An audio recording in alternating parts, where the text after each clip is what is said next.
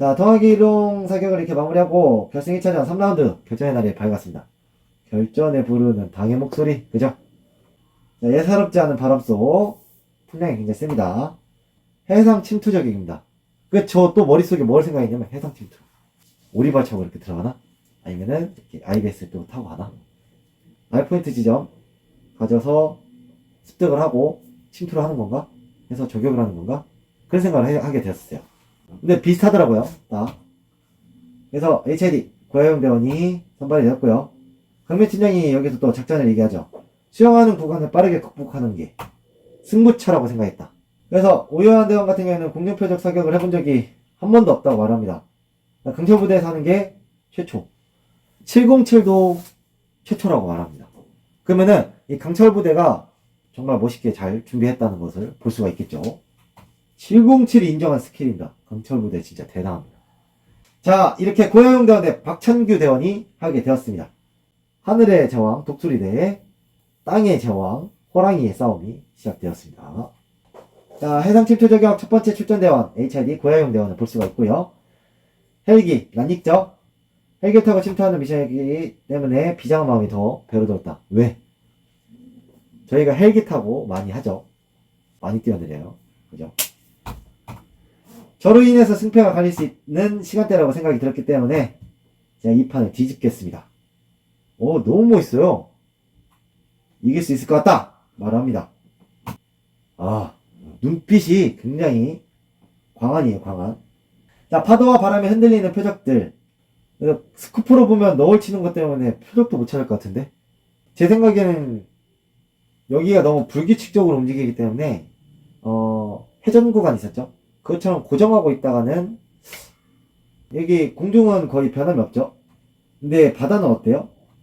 많이 움직여요.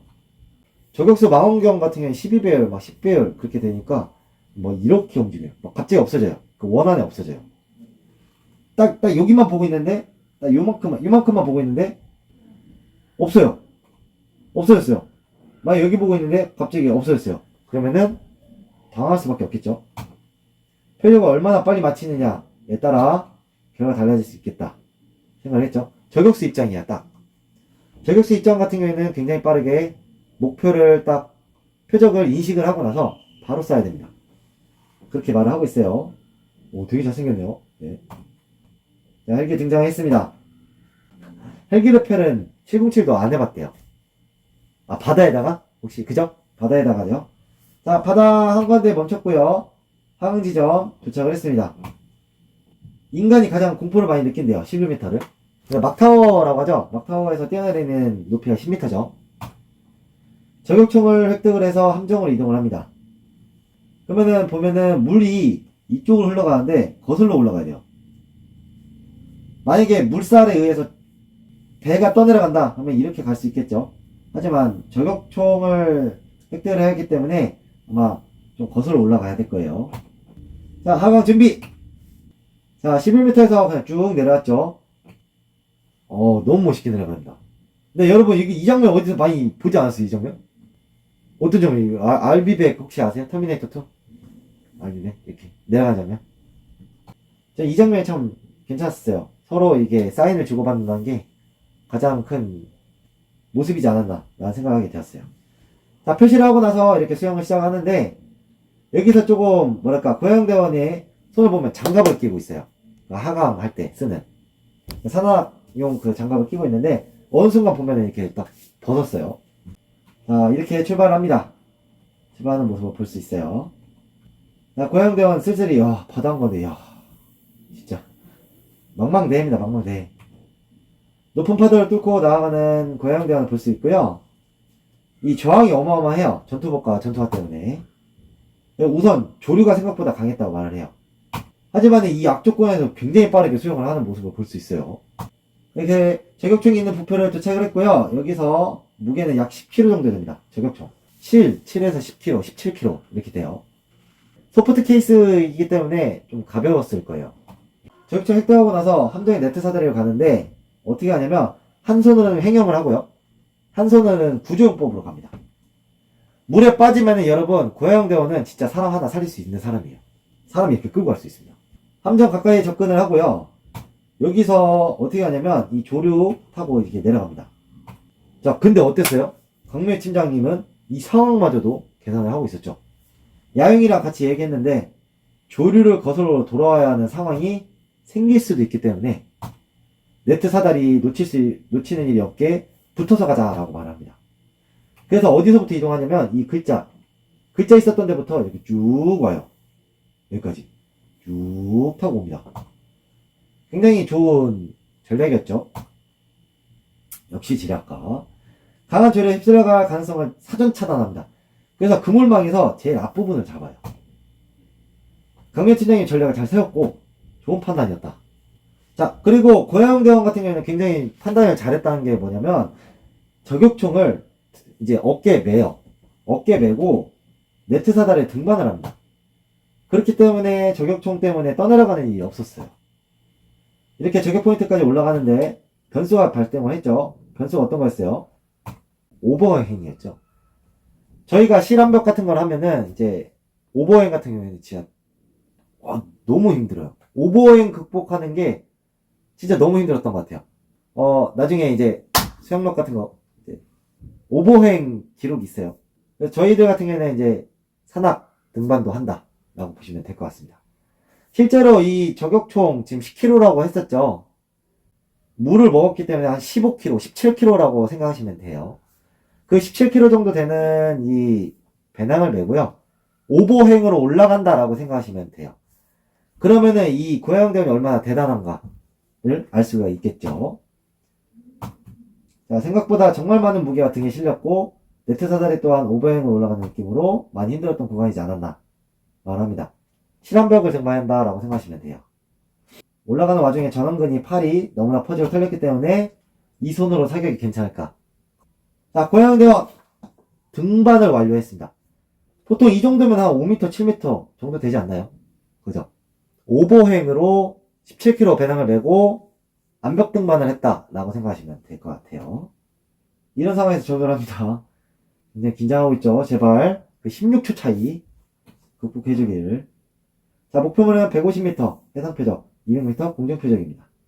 보니까 비닐봉지를 쌌더라고요. 그래서 소프트 케이스를 어떻게 포장을 했을까 걱정을 많이 했는데 비닐봉지로 이렇게 해놨더라고요. 그래서 이거는 혹시 배우지 않았나 라는 생각을 하게 되었어요. 왜냐면 총기 같은 경우에는 부식이 될 수가 있기 때문에 해상 장비 아니고서는 비닐로 쌓아놔야 돼요. 제일 좋은 건 김장 비닐 뭐 이런 거 있잖아요. 뭐 지퍼백 같은 거. 그런 걸로 포장을 해놔야 포인트 지점에서 저희가 이제 그 포인트 지점에서 그 회수해야 될 물건들이 녹슬지 않고 변하지 않겠죠. 그죠? 침착하게 괜찮아 라고 말합니다. 자, 여기서 보시면 선발이를 내리는 모습을 보실 수 있는데 저격총 스코프에 닿지 않게끔 조심히 잘 잡았고요. 자세를 잡고요. 탄창 결합을 합니다. 폼이 굉장히 좋았어요. 그러고 나서 저격수 자세를 굉장히 잘 취했죠. 팔짱을 낍니다. 이 팔짱을 끼는 이유는 이 산발이와 큰 산발이를 이렇게 만들어준다라고 생각하시면 돼요. 네, 견착을 잘했고 스코프를 보고 이제 목표물을 조절하죠. 타겟 크게 요동치는 해상 표적. 여기서 고양대원은 조금 더 침착함을 여기까지만 딱 유지하고 빠르게 샀으면 좋지 않았을까 라는 생각을 하게 되었죠. 근데 갑자기 탄창을 잡았어요. 흔들리는 표적을 정확하게 조정하라. 함정과 표적이 같이 움직입니다. 그래서 뭐 이런 식으로 움직인다 라고 생각하시면 돼요. 흔들리는 배 위에서 흔들리는 표적을 쏘는 것이기 때문에 조정이 쉽진 않을 거라 생각했는데 야영이가 못 쓰면 어차피 다 못 쓴다. 굉장히 요원을 신뢰하는 모습을 볼 수 있습니다. 이게 팀장님의 모습입니다. 믿고 있었대요. 믿고 있었대요. 오. 자, 첫 번째 발 조정하고요. 격발을 합니다. 근데 여기서 빗나갔어요. 그래서 빠르게 재장전을 합니다.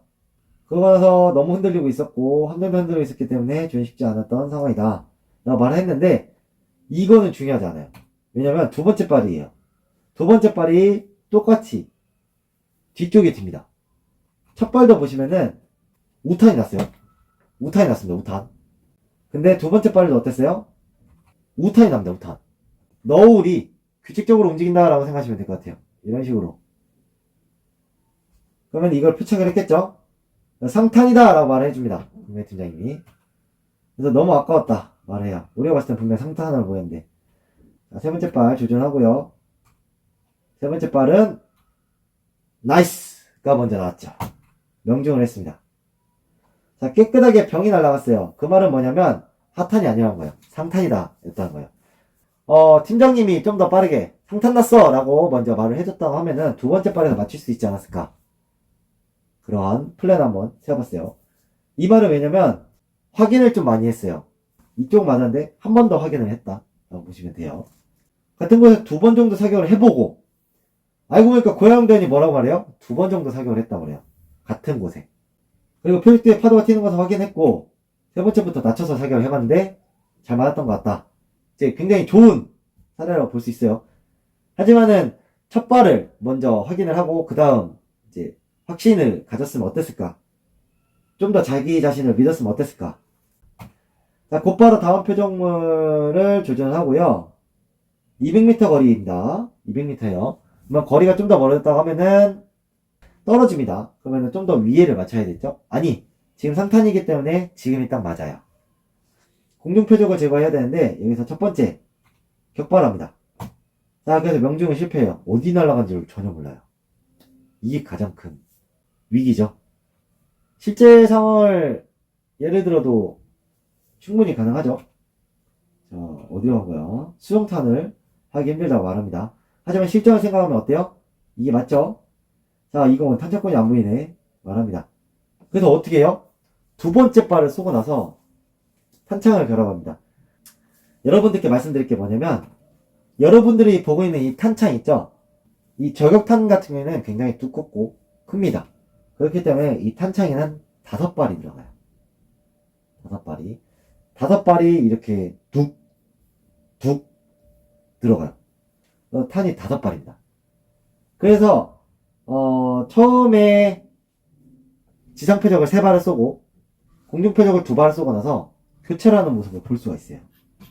자, 그래서 탄창 결합을 하고 나서 세 번째 발을 준비를 하죠.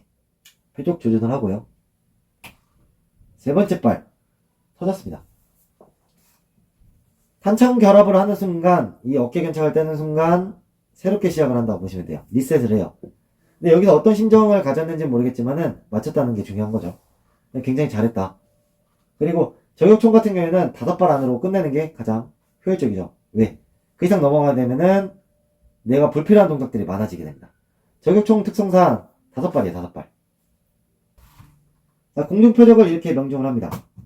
드디어 맞았습니다. 어우, 진짜 조마조마했죠. 나이스로 외치게 됩니다. 하지만 이 나이스는 좀 많이 풀이 좋았었죠.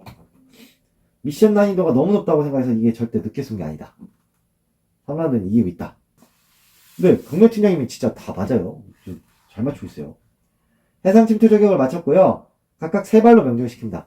그래서 탄창을 5발, 그리고 탄창 두 번째 1발을 썼다라고 보시면 돼요. 좀 뭔가 아쉽죠? 대부분 아쉬웠던 미션입니다. 자, 이렇게 HID 고야용 해상 침투 저격을 종료했고요.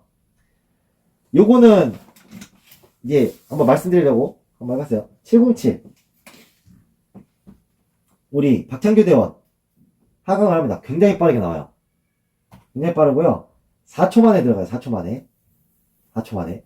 근데 다행히 고양 대원도 4초 대더라고요. 떨어지는 게. 11m 레펠 하강하는데 4초였습니다. 둘 다 동일하게. 근데 여기서는 변화가 없었고요. 두 번째, 박창규 대원이 이제 안정적인 평형을 선택합니다. 체력적인 요소를 안배하기 위해서. 그래서 어떻게 되냐? 평형으로 하는데 이것도 저항이 굉장히 심합니다. 평형 같은 경우에는 킥을 이제 저항을 불러일으키는 게 가장 큰데 평형 킥 같은 경우에는 그래도 좀 안정적으로 하죠. 그리고 구조용법으로 가는 모습을 볼 수 있습니다. 이 소세지를 들고 간다라고 보시면 돼요. 그래서 체력 안배 어떻게 보면은 배낭을 이렇게 메고 편안하게 침투하는 모습을 볼 수가 있어요. 자, 박창규 대원 같은 경우에는 배에 이게 일직선 이렇게 가는 모습을 볼 수가 있고요. 네트 사다리로 바로 이동을 했죠. 그래서 어떻게 됐냐면 강한 조류를 타고 왔는데 여기서 박창규 대원이 네트 끝까지 갑니다. 끝까지 가서 발을 걸어요. 조류에 휩쓸리지 않기 위해서. 근데 아까 고영대원과 다르게 박창규 대원 같은 경우에는 총을 손으로 잡고 있었어요. 그렇기 때문에 이 총이 막 떠내려가려고 합니다. 아까 이 떠내려가는 힘을 이용을 해서 이동을 했었죠. 근데 여기 와서는 어땠어요? 그 떠내려가는 힘을 막아야 돼요. 근데 막지를 못했었죠. 왜? 어깨에 안 맸었어요. 그래서 파도에 잠깐 휩쓸렸다가 어깨에 맵니다. 그래서 이렇게 오버행으로 다시 올라가는 모습을 볼 수 있고요. 근데 보시면은 안정적이지 않게 한쪽으로 맨 모습을 볼 수가 있어요. 그래서 707 같은 경우에는 혹시 그 배낭을 메고 암벽 등반을 안 하지 않나 라는 생각을 하게 되었었어요. 그래서 여기서 보면은 이제 가방을 메는 모습을 볼 수가 있습니다. 자, 침착하게 등반을 하고요. 여기서 강명 팀장님은 이제 속도의 여행가 훨씬 빠를 것 같다. 왜? 중간중간에 쉬면서 오는 거 같아 보이기 때문에. 그래서 박창규 대원도 말을 해요. 오히려 그때 더 침착하게 등반을 했다고 말을 해요. 여기서 조금 느려지더라도 사격을 빨리 쏘면 된다. 707이기 때문에 가능했습니다. 사격을 빨리 쏠 수 있다는 그 자신감 있었죠. 좋아, 천천히 믿어주고 있어요. 근데 여기서 저는 박창규 대원의 사격을 봤는데 이제 다 자기만의 사격 스타일이 있잖아요. 그죠? 박창규 대원 같은 경우에는 이 방아쇠 울 끝부분 쪽에다가 이제 하더라고요. 방아쇠 거의 끝부분에다가 손가락에 걸쳐서 쏘더라고요. 제 동기 중에서 이렇게 쏜 친구들 몇 명 있었어요. 그래서 오랜만에 이 모습을 보니까 낯설지가 않더라고요. 저 같은 경우에는 이 마디 끝부분으로 쏘지 않고요. 저 같은 경우에는 이게 여기로 쏩니다. 여기로. 저 같은 경우 이렇게. 근데 박창규 대원 같은 경우에는 이 끝마디로 쏘는 모습을 볼 수가 있어요. 그래서 박창규 대원의 스타일을 여기서 하나 알게 되었죠. 메모. 자. 고양대원이 그날이요 이렇게 하죠. 두 발 만에 명중합니다. 박창규 대원이 딱 이 캐치를 하고 나서 바로 쏩니다. 그래서 두 발 만에 맞았고요. 공중 같은 경우에는 명중 실패하고요. 오유원 대원이 말합니다. 상탄인 것 같아 라고 말을 합니다. 근데 박창규 대원이 어떻게 쐈어요? 명중 실패하고 나서 허공에 계속 쏘다 보니까 오래 걸렸다고 말해요. 그래서 세 번째 저격을 시도하는데 명중을 성공합니다. 지금 707의 모습을 보면은 대테러 저격의 모습을 잘 볼 수가 있어요. 뭐냐면 자, 오유환 대원이 부사수 역할을 해줬어요. 보고 나서 상탄인 것 같아 라고 말합니다. 부사수한테 몇크리크 수정하고 뭐 바람 어디니까 몇크리크 수정을 해. 오조준 하게 되면은 밀점 어떤 거 맞춰. 이렇게 지시를 하는 부사수의 모습을 볼 수가 있고요. 사수 같은 경우에는 부사수가 시키는 대로 그대로 쏘면 됩니다. 그래서 보통 부사수가 더 더 선배가 많이 해요. 왜? 바람도 읽어야 되고 뭣도 해야 되고 막 할 게 많아요. 근데 사수 같은 게 어때요? 쏘면 됩니다.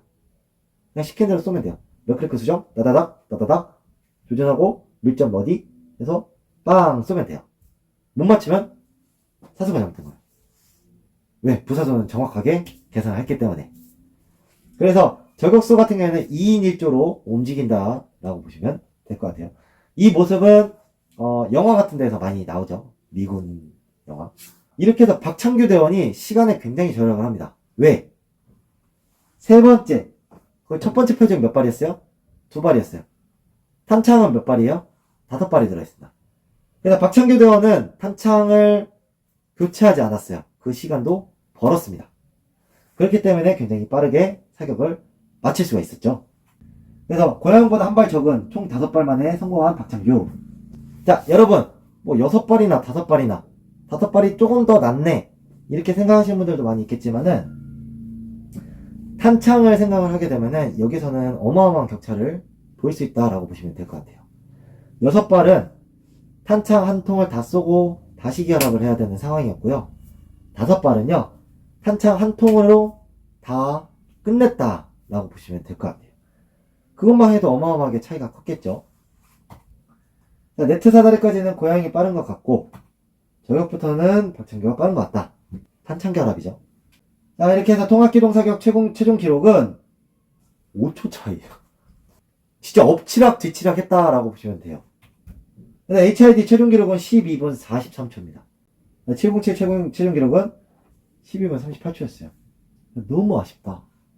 5초 차이로 707에게 패배합니다. 근데 여러분, 좀 제작진한테 제가 좀 너무 마음 아팠던 게 여기 있었어요. 뭐냐면, 여러분들 고아용 대원의 옷을 보면은 좀 더 진하지 않나요? 그리고 지나온 모습을 한번 볼게요. 자, 고아용 대원만 팔짱을 끼고 있어요. 자, 팔짱 끼고 있죠? 강민호 팀장의 옷을 한번 볼게요. 뚜렷하죠? 흐리죠? 뚜렷하죠? 흐리죠? 자, 그리고 고아용 대원이 벌벌벌 떨어요. 막 지금 추워서 이런 장면 한번 나와요. 그래서 옷을 좀 가렵혀줬으면 어땠을까? 비 맞은 고양이를 볼 수 있게 되었습니다. 너무 안쓰러웠어요. 너무 마음 아팠습니다. 진짜. 자, 물 먹은 전투화와 물 먹은 바지와 물 먹은 속옷과 물 먹은 옷, 그리고 아까 바람 보셨죠?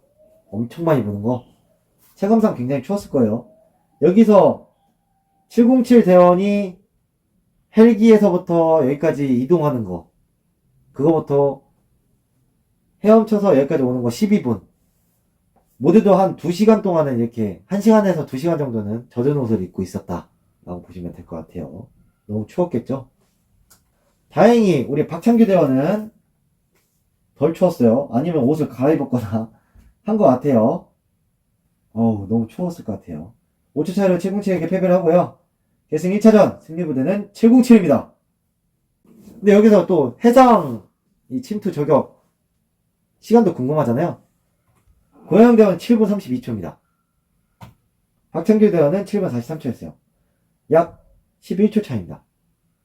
그러면 고영 대원이 얼마나 수영을 빨리 했는지가 여기서 나와요. 자, 넉나간 우리 추의 모습을 볼 수 있고요. 자, 11초 차이인데 여기서 탄창 결합하는 시간이랑요,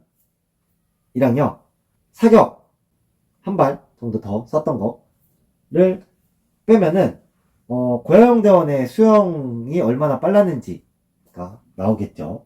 707도 수영을 굉장히 잘한다 라는 것을 알 수가 있습니다. 네. HRD는 수영 진짜 많이 해요. 수영 진짜 많이 해요. 진짜 많이 합니다. 고영 대원은 말합니다. 우리가 왜 지지? 네, 저는 3가지 결론을 냈습니다. 자, 첫 번째 이동규 대원의 0점 실패였죠. 이거는 이동규 대원을 탓할 게 아니지만 마일드 장비를 요즘 많이 하는 현대화에서 좀 많이 치명적인 약점이라고 볼 수가 있습니다. 자, 두 번째, 고아용 대원의 탄착구 확인.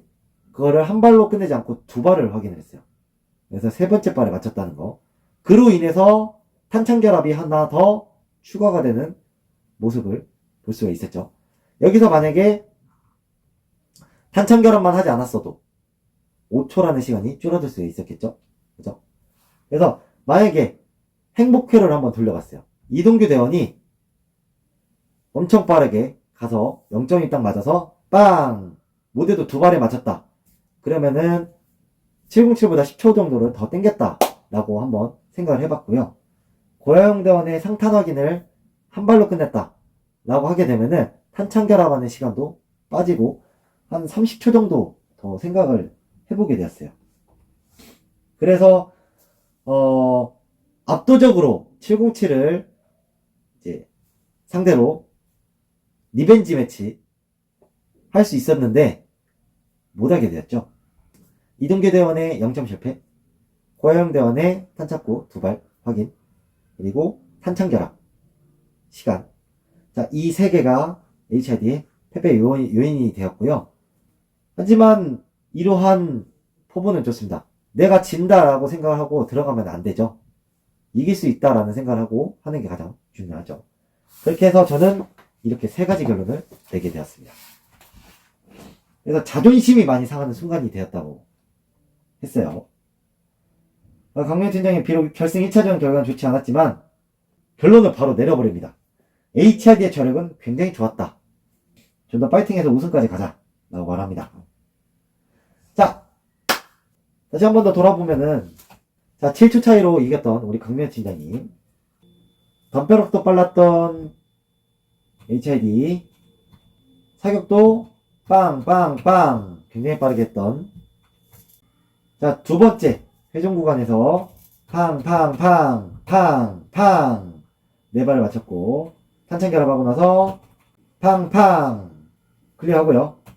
자, 한 번에 브리칭. 여기서 너무 아쉬웠죠. 자, 그 다음 선별 사격 빠르게 제압을 했고요. 첫 번째 발 쏘고 나서 하고 실패하고, 여기서 조준경을 바꾸지 말았어야 돼요. 만약에 이걸 맞췄다, 두 번째 발 맞췄다, 그러면은 2분 13초 내로 끝낼 수 있었겠죠. 그러면 10초를 또 당길 수 있었어요. 마지막으로 레펠 속도 똑같았고요. 쉬지 않고 자유형으로 네트 사다리도 굉장히 빠르게 극복을 했습니다. 그러고 나서 첫 발 확인, 두 번째 확인. 여기서 맞췄으면은 바로 넘어갈 수 있었겠죠. 자, 공중표적 명중 실패 하고 나서 HID에서는 부사수 역할을 해주는 사람이 없었죠. 이렇게 해서 HID가 5초 차이로 패배하게 되었습니다. 그래서 여기서도 30초 정도 만약에 앞섰다 라고 하면은 정말 압도적으로 707을 무찌를 수 있었겠죠. 하지만 결과는 변하지 않습니다. 5초 차이로 HID는 707에 패배를 하게 되었죠. 그래서 707은 역시 테테러 엘리트답게 실수 없이 잘 해결했다 라고 보시면 될 것 같고요. HID는 실수가 있었습니다. 패배의 요인이 되어버렸죠. 자, 이렇게 결승 1차전을 마무리하고요. 좀 자극적인 단어도 있었는데 HID 입장에서 좀 반성하는 마음으로 하게 되었습니다. 네. 아무튼 시청해주셔서 감사하고요. 다음에 또 뵙도록 하겠습니다. 감사합니다.